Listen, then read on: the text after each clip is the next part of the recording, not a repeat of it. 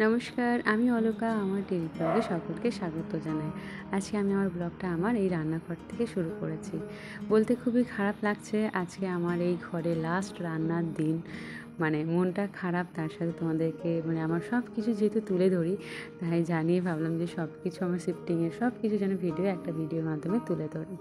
তো চলো একটু দেখো, ঘুরিতে এখন 11:30 বাজে, আর আমার বাড়ির অবস্থা একদম পুরোপুরি এলোমেলো, কারণ সব জিনিস এবার একটু করে গাড়িতে তোলা হবে। যাব তো মন থেকে তৈরি হয়েছিলাম, কিন্তু যাওয়ার দিন যে মন এরকম খারাপ হবে কখনোই ভাবতে পারিনি। নতুন কোয়ার্টার যাওয়ার একটা এক্সাইটমেন্ট আর পুরনো কোয়ার্টার ছাড়া কী যে বলবো, মনের অবস্থা আমি কথার মাধ্যমে হয়তো বোঝাতেই পারবো না। আর এদিকে ভাই আরও কয়েকজন আছে, সবাই ওই জিনিসপত্র গাড়িতে তুলছে।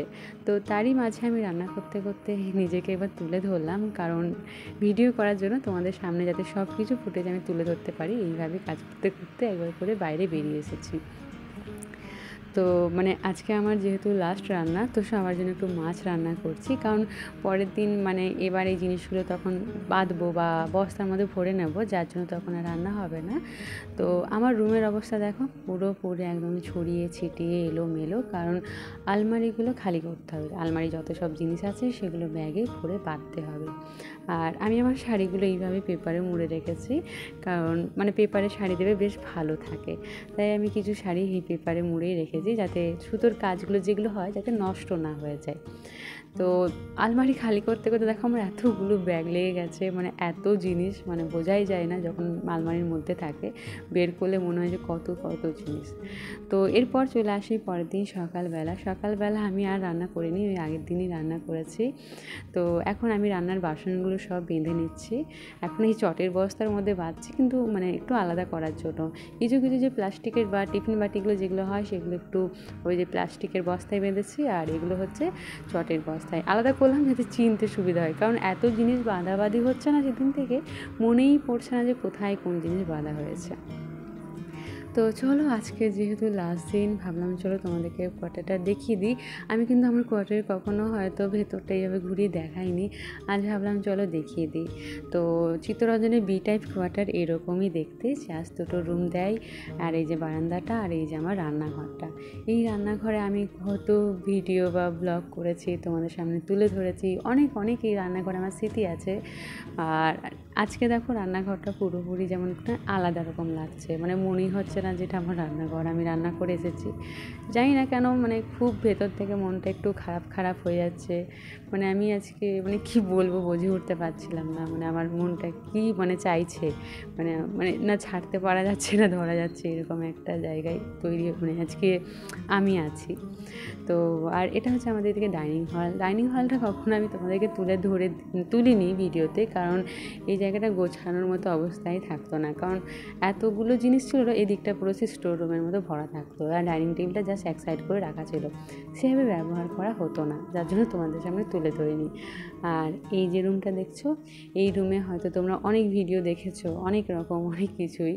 আর বিশেষ করে আমি এখানে বসে কত আমার হাতের কাজ থেকে শুরু করে অনেক কিছু আমার তুলে ধরেছি তোমাদের ভিডিওর মাধ্যমে।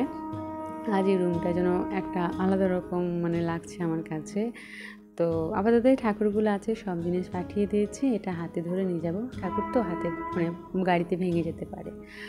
আর এই যে আমার জানালা, এই জানালায় বসে আমি বাইরের দিকে তাকাতাম, অনেক অনেক স্মৃতি আছে আমার কাছে এই জানালা, বিশেষ করে আমার এই জানালাটা খুবই প্রিয় ছিল।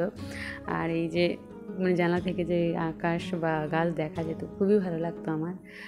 আর এটা হচ্ছে আমার প্রথম লিপন আর্ট আমার হাতে তৈরি। আর এই যে যে হ্যাঙ্গিংটা দেখছো, এটা হচ্ছে আমার ইউটিউব জার্নি শুরু হওয়ার আগে নিজেকে মোটিভেশন করা বা ইন্সপায়ার করার জন্য আমি কিছু মোটিভেশনাল কথা লিখে রেখেছিলাম, যাতে আমি নিজে ইন্সপায়ার হয়। আর তারপর থেকে নিজেকে নিয়ে একটু তুলে ধরলাম তোমাদের সামনে, বা এফবিতে বা এই ইউটিউব চ্যানেলে। তারপর থেকে আমার নিজে নিজে ছোটো ছোটো জার্নি শুরু হয়েছে। তাছাড়া কিন্তু আমি এই 4টি দেওয়ালে আগে বন্দি ছিলাম, কোনো কিছু ছিল না, সব দিক থেকে বন্দি করে নিজেকে থাকতাম। তো যাই হোক, এটা হচ্ছে আমার জীবনে ছোট্ট একটা স্টোরি এর সাথে। আর এই পাশের যে একটা রুম আছে, এটা হচ্ছে বাবা মারা বলতে গেলে সবাই থাকতো, বসার মতো ঘর, মা থাকতেন।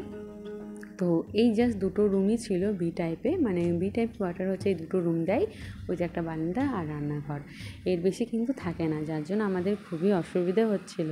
কারণ আমরা সবাই একসাথে থাকি আর এই দুটো রুমের মধ্যে অ্যাডজাস্ট করা খুবই সমস্যা হচ্ছিল, তার জন্যই বিশেষ করে কোয়ার্টার চেঞ্জ করা। না হলে হয়তো সমস্যা না হলে আশা করি আমরা করতাম না, কিন্তু মানে এটাই ছিল। আর আজকে দেখো রুমগুলো কত ফাঁকা লাগছে জিনিসগুলো নেই বলে। আর এই যে ছাদের যে ঢালাইটা দেখছো এত দূর পর্যন্ত, এটা একটা ছোট্ট একটা বারান্দা ছিল, জাস্ট এন্ট্রি মানে কোয়ার্টারে। আর যেটা এই যে এই জায়গাটা দেখছো ঘরটা, এটা আমরা এক্সটেনশন করিয়েছিলাম। এখানে চিত্তরঞ্জনে কোনো প্রাইভেট বাড়ি কিছু থাকে না, এখানে কিছু এক্সটেনশন করতে গেলে পারমিশন নিতে হয়, তাই আমরা এই পারমিশন নিয়ে এই জায়গাটা এক্সটেনশন করেছিলাম, যাতে আমাদের সুবিধার জন্য। এই দুটো রুমের মধ্যে তার পসিবল হচ্ছিল না, তার জন্য। কিন্তু যাওয়ার আগে কিন্তু এগুলো আমাকে ভেঙে দিতে হবে, তারপর কোয়ার্টার জমা নেই। আর এটা হলো আমার হাতের কাজ দুটো। এটা ছিল ক্লে দিয়ে তৈরি করা একটা প্যাঁচা, তখন কিন্তু ইউটিউব চ্যানেল হওয়া মানে শুরু করার আগে তৈরি করেছিলাম এটা। আর এটা হয়েছিল আমার হাতের একটা হুপাট, মানে আমি পছন্দ করে খুব নিজের মনের মতো একটা ওয়েলকাম লিখে টাঙিয়েছিলাম। এগুলো পরে নিয়ে যাব। আজকে যেন সব কিছু আমার কাছে কেমন যেন মন খারাপের মতো হয়ে যাচ্ছে। আজ যেন আমার এই কোয়ার্টারের লাস্ট দিন, মানে কি বলবো, বিয়ের পর আমি ফার্স্ট এই কোয়ার্টারে এসেছিলাম।